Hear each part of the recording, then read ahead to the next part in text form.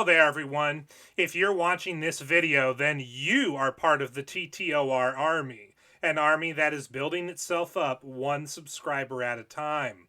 Now, before we get into the topic of today's video, I'd like to bring to your attention two YouTube alternatives that I am on that are very important for following my content on if you are a fan of TTOR content, but you're not a fan of all the YouTube censorship that has been taking place for nearly the past decade. The first alternative that I am on that you should be aware of, if you're not already following me here, is Rumble, which you can see here on screen.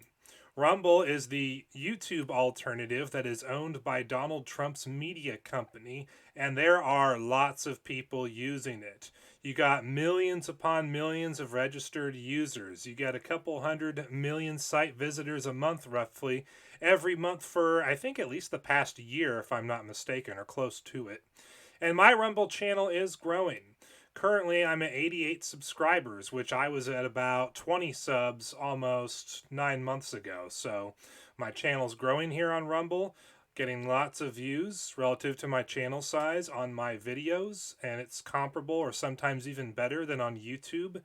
And I live stream my podcasts of the TTOR show and God TV radio here.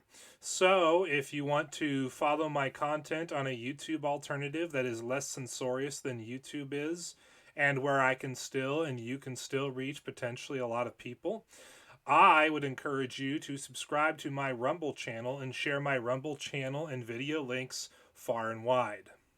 The other YouTube alternative that you should definitely subscribe to me on is Quarter. Quarter is an open source alt tech alternative to YouTube that I started back in May of 2022.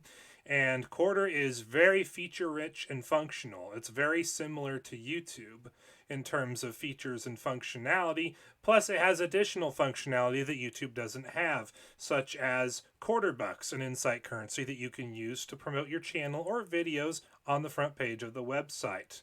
There's also video chat rooms where you can do video calls with your friends, family, coworkers, etc., and you can live stream to your channel from these rooms. I would encourage you, if you haven't already, and if you want to support a YouTube alternative that champions freedom of speech in a way that not even Rumble does, I would encourage you to join Quarter and create a Quarter channel and start promoting Quarter along with me today. Now that you know about Rumble and Quarter, let's get into the topic of today's video, which is the ACLU. The ACLU of West Virginia in particular. As you can see here, about 11 days ago at the time of this recording, the ACLU of West Virginia posted the following on X. We don't teach astrology in astronomy class. We don't teach alchemy in chemistry class. We won't be teaching creationism in biology class either. SB 280, allowing intelligent design in public schools, is unconstitutional. We'll see the state in court if it passes. So apparently in West Virginia, there's a bill called SB 280 that would allow for the teaching of intelligent design in public schools. And the ACLU of West Virginia claims that if this bill is passed, it would be allowing for the teaching of creationism in biology classes, and they just can't have any of that. Now, my initial reaction is one of confusion because if you've been following me for a while, you know recently that I put out a video titled World Economic Forum Hack Claims Intelligent Design is Part of Evolution. If you watch this video, you will see an atheist evolutionist who I think is part of the World Economic Forum, or at least he gets to speak to those people. He claims that evolution by natural selection over billions of years is basically at an end and is about to be replaced by evolution by intelligent design. And in the atheist version of intelligent design, there is no God behind the design. The design is controlled by humans and their amazing technology and computers and AI and their clouds at places like Microsoft, etc. So if you want to see the full details about that, I would encourage you to check out this video, the link to which will be in the description box down below.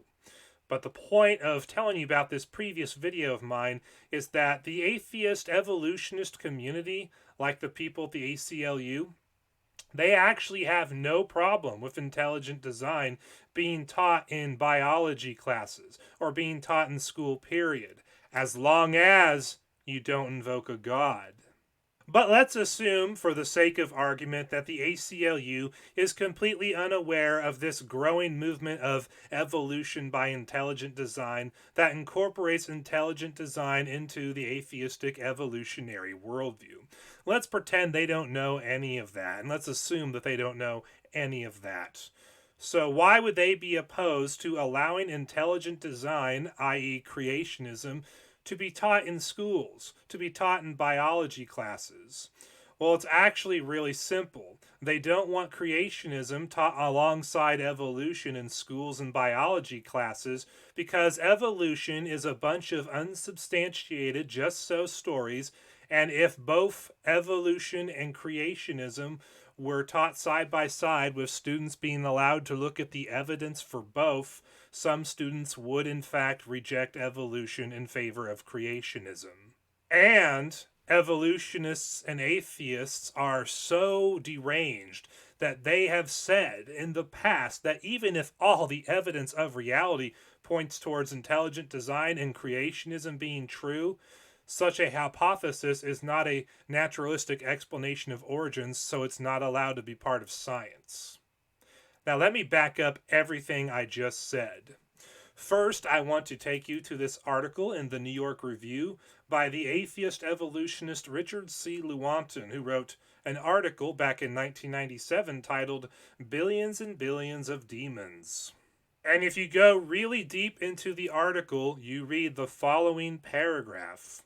Our willingness to accept scientific claims that are against common sense is the key to an understanding of the real struggle between science and the supernatural. We take the side of science in spite of the patent absurdity of some of its constructs, in spite of its failure to fulfill many of its extravagant promises of health and life, in spite of the tolerance of the scientific community for unsubstantiated just so stories, because we have a prior commitment, a commitment to materialism. It is not that the methods and institutions of science somehow compel us to accept a material explanation of the phenomenal world, which is what evolution is, but on the contrary, that we are forced by our a priori adherence to material causes to create an apparatus of investigation and a set of concepts that produce material explanations, no matter how counterintuitive, no matter how mystifying to the uninitiated. Moreover, that materialism is absolute, for we cannot allow a divine foot in the door.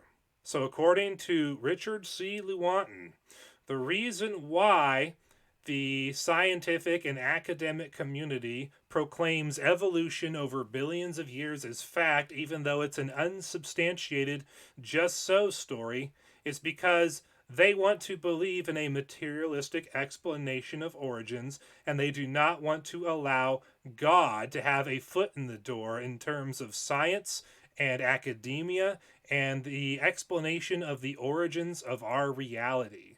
So, because of that, they create an apparatus of investigation and a set of concepts that always produce materialistic explanations that support evolution in billions of years, no matter what the data is.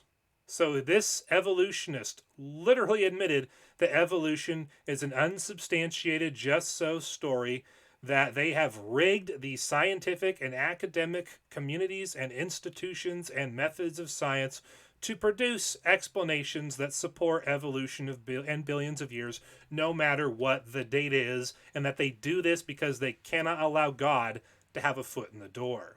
So obviously, I was not lying about that part.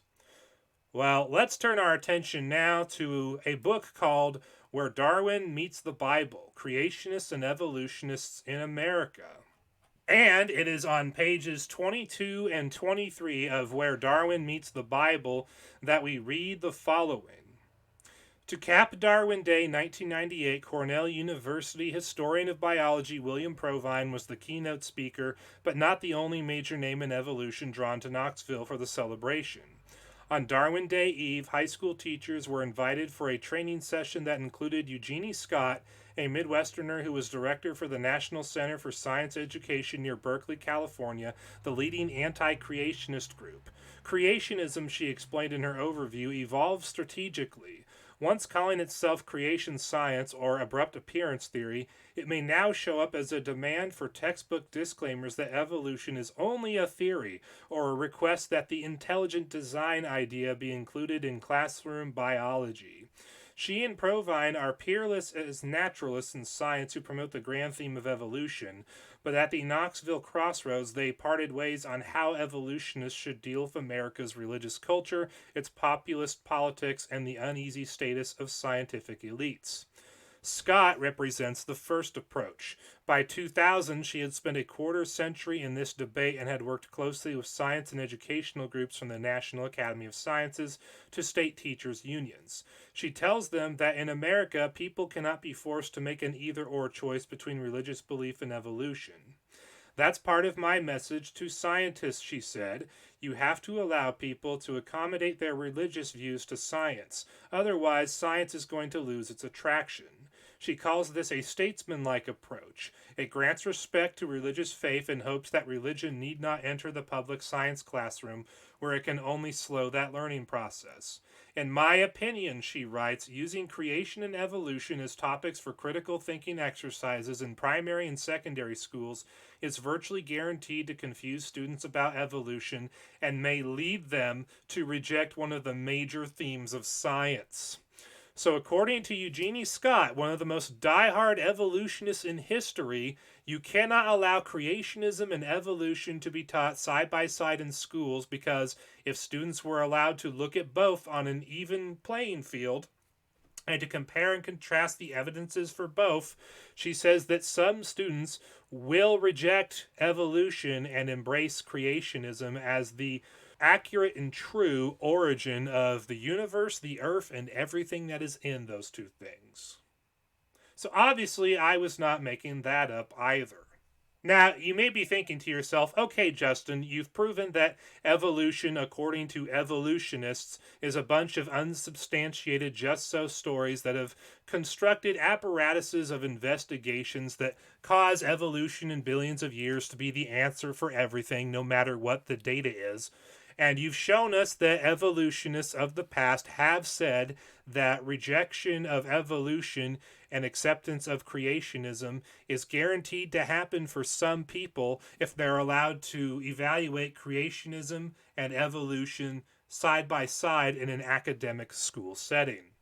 But surely evolutionists and atheists are not so deranged that they would actually say that even if all the data supports intelligent design and creationism, that such a hypothesis would be excluded from science, would they?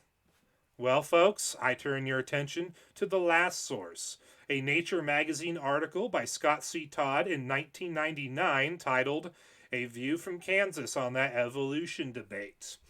And it is at the end of the article where Scott C. Todd says the following.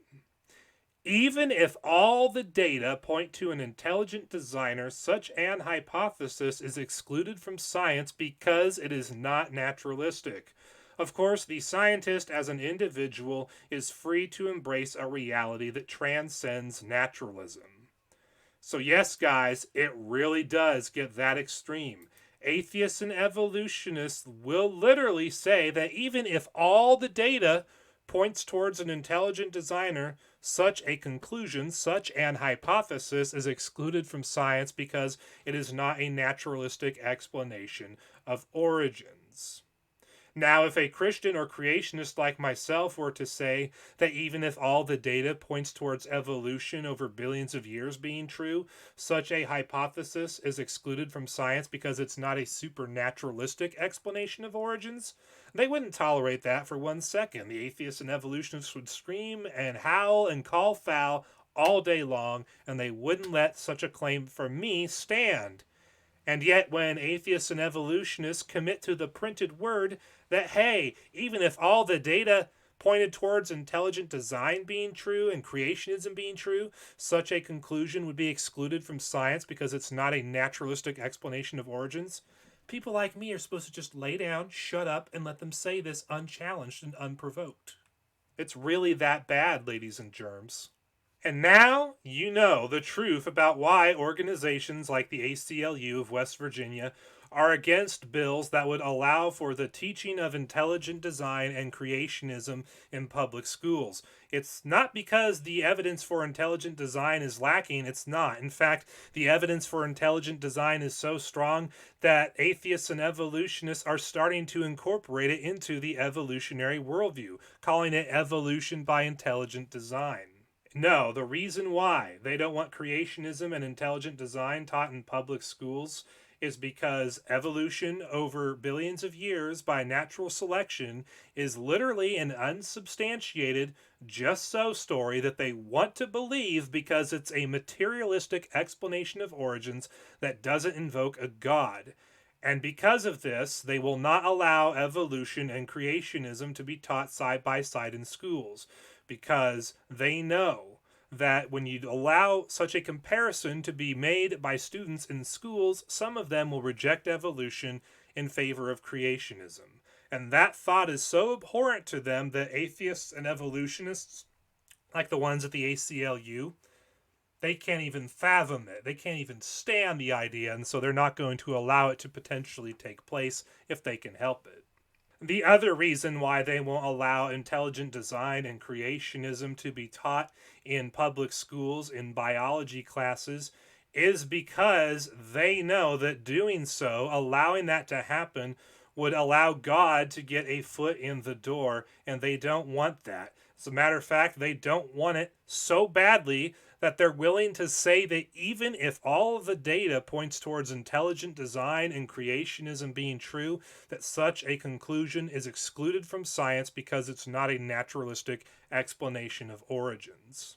So when you see the ACLU of West Virginia putting out posts like this on social media saying that they don't want intelligent design and creationism to be taught in public schools and biology classes, that's the real heart of the matter. It's not because there's a lack of evidence for creationism or intelligent design. It's because they don't want evolution to be challenged in an academic, intellectual environment.